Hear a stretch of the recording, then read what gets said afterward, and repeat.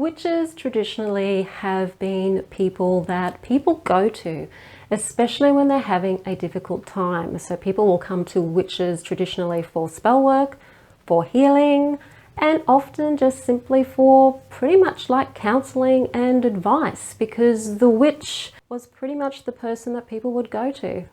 They were there to listen and also there to help. But who's there to help and take care of the witch, and how do you as a witch take care of yourself and administer self-care for yourself? That's what we're going to talk about in this video. But before I jump into that, hi, I'm Sandra from MysteryWitchSchool.com. If you're new to the channel and you want to know more about witchcraft or Wicca, hit the subscribe button and the notification bell so that you don't miss any videos. Self-care can be about pampering oneself. It can be about having crystal baths. It can be about pampering yourself with oils, going for a massage, doing all of those nice self-care things that feel good.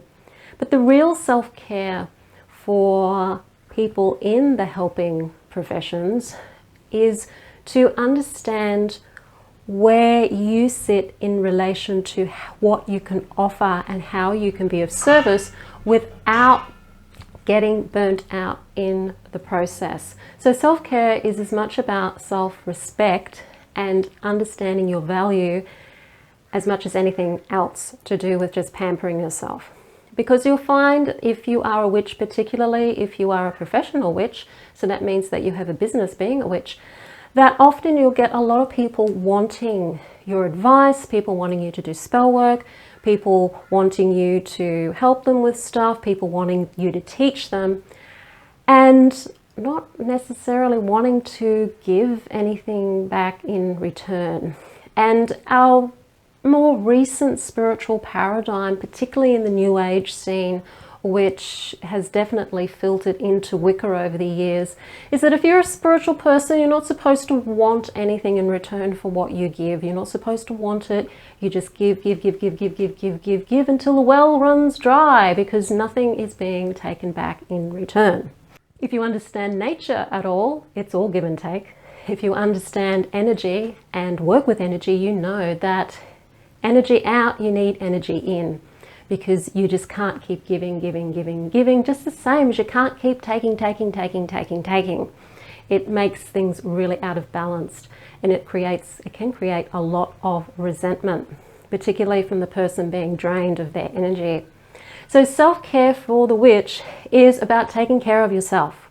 If you need time out for yourself, take that time out for yourself. If you need to recharge your batteries energetically, if you're an introvert, you're probably going to need more downtime or more me time.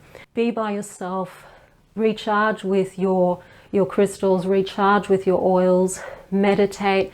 Make sure you can make that time for yourself every day, where you're turning up for yourself every day, doing at least some meditation, so that you're respecting yourself, your spirituality, and what value you can give the world.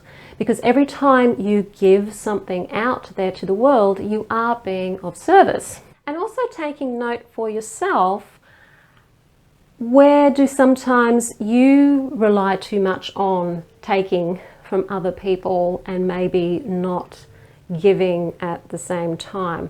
We do live in a current world of entitlement. So spiritually, a lot of people feel entitled.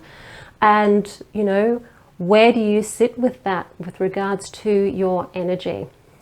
And once you start doing work for people a lot, you will find that that exchange of energy is really about respect, respecting each other and respecting yourself. So if you need to take time out for yourself, respect yourself and take that time out. If you can't do things for people because you don't have the time or you don't have the energy, then simply say, no, I'm not in a position to be able to do that right now.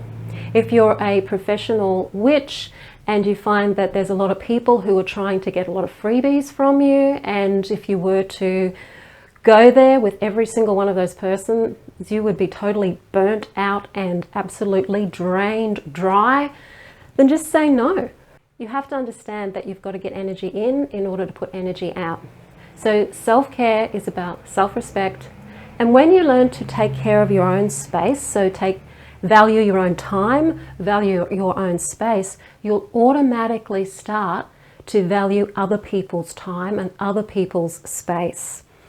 And that's where the really good stuff starts to happen, because this exchange starts to happen. You'll appreciate how much time and energy you put into something. So when somebody does do something for you, you'll really appreciate them putting time and energy in to help you.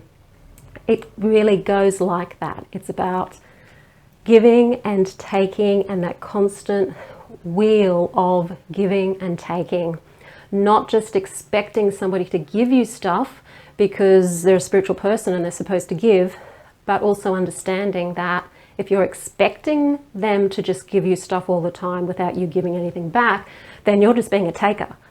And you're not really fulfilling that spiritual role of giving. And the same if you are, which is generally the case with people in the helping professions, if you're giving too much and you're just feeling really, really drained, if you continue to do that and you're not getting anything back energetically for that, you could end up really unwell, like physically unwell.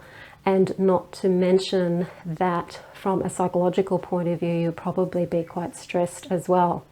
So self-care, taking time out for yourself, respecting your boundaries, knowing when to give, knowing when to take, knowing when to say no, knowing when to say yes, knowing who to say yes to and who to say no to.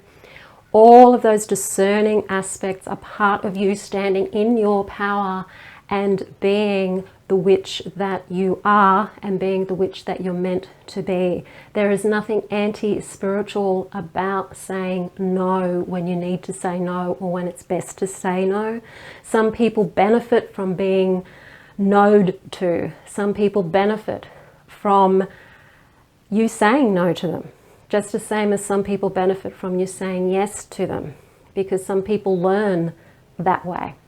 So these are all things about being the wise person. That wisdom is about self-respect, self-value, and self-care. And if you want to really value yourself, then you will take that time out for yourself. If you want to know more about how you can incorporate Wicca into your daily life to actually set up a Wiccan practice from all the books that are out there, do download my free video, How to Start Your Witchcraft Practice. It just gives you a blueprint to help you understand, okay, if I'm going to take time out for myself and develop my spirituality, then I need a plan. I need to know where to start and what steps I need to take and what I need to know, so that you can start mapping out for yourself a plan of action. A plan of action doesn't mean you have to stick to it rigidly. It just gives you something there that you can fall on when you're not sure what to do, so that you can turn up for yourself every day and step into your witch. I'll put the link to that in the description field below the video. If you like the video, hit the like button, share it with your friends, don't forget to subscribe. And I'm Sandra from mysterywitchschool.com. I'll see you on the next video. Blessed be.